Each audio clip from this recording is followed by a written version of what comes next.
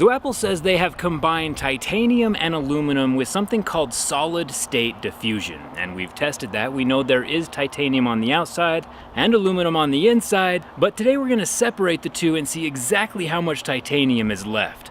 I'm here with Nate from the internet, and he has a furnace. Nate, what temperature does aluminum melt at? It's about 1500 degrees Fahrenheit.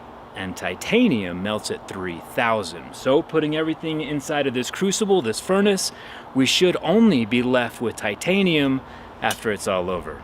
Let's get started.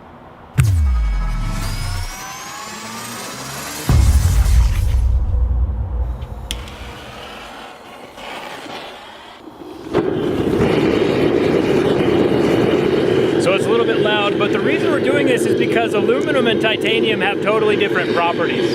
The aluminum's gonna melt away like a chocolate bar, leaving behind any peanuts or something that was left inside.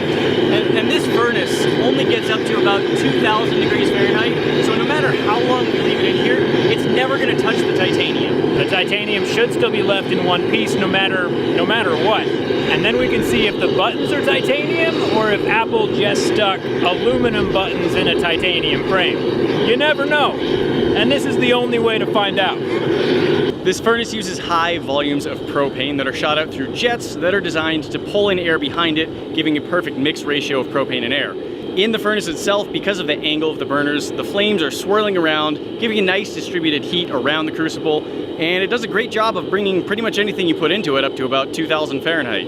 Too high. Now you got stuff on fire. Look at that. Something's burning. Saying fire is the only way to analyze a material is kind of a stretch, since there are multiple scientific ways to analyze alloys without destructive testing, one of which is with a desktop XRF machine. And since we have a few minutes while this furnace gets up to 2000 degrees, we can go over the results of my scans. Video recording wasn't allowed in the XRF lab, but they did let me take some pictures. Keep in mind, I'm no expert, but an X-ray fluorescence machine works by beaming down X-rays onto a material and seeing how each different element reacts. Elements produce their own unique fingerprint of sorts when hit with the XRF analyzer, and that fingerprint allows us to see exactly what and how much of an element is inside a metal. When we look at the fingerprint of Apple's Grade 5 titanium iPhone 15 Pro Max, we can see that indeed our XRF scans line up exactly with where a Grade 5 titanium alloy would land. Grade 5 is a mix of titanium, aluminum, and vanadium, all of which are present in their correct amounts in the scan, without even needing to factor in a margin for error. So thumbs up for that. Nice work, Apple. Grade 5 is truly impressive. The internal frame material, which Apple says is 100% recycled aluminum, is in fact 100% recycled aluminum. Apple normally uses 7000 series on the outside of their phones, which has zinc in it, but since we aren't seeing any zinc, I imagine Apple's using something softer and easier to work with for their solid-state diffusion, which is a process I would love to see. And while seeing non-destructive digital scans of materials is always informative, let's get back to the destructive analysis. After getting up to temperature for about 10 minutes, I can see the aluminum start to separate from the titanium, pooling a little bit down at the bottom. We'll put the lid back on for a little bit longer and toast it the rest of the way. It's cool to see how they separate though. Oh, that is so hot.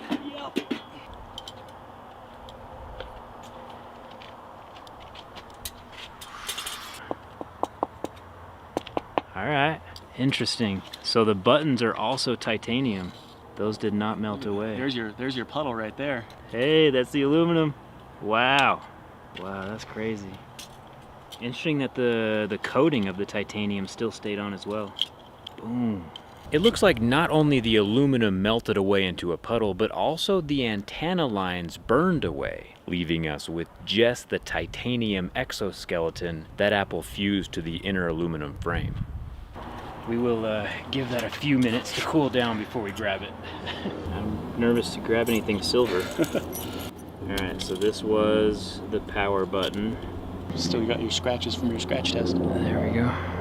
Cool. We have the volume buttons. Interesting that the upper volume button has lost its coating. And then this is probably the charging port. Is that the USB-C? The USB-C ring. That's interesting. Didn't think that was titanium. Put that down here. Oh, is this the 5G antenna slot? Weird. And then this must be the top. Is that the top? Yeah, it's gotta be. So this is this side over here. Archaeology.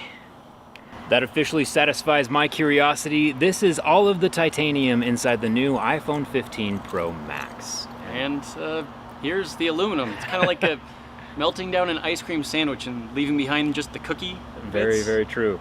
Apple said the inside was 100% recycled and we just recycled it again. I'm not sure if it's usable or not. For something. Yeah. Anyway, thanks for joining us. This used to be a cell phone. Thanks a ton for watching, and I'll see you around.